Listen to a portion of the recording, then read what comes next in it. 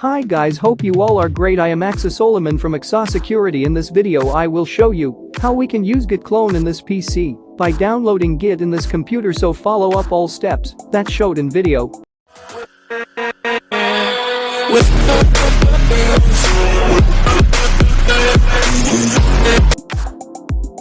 Open this website link in description and download according your computer. I am downloading 64-bit and wait for installation. It's a low size file, so it won't take long time.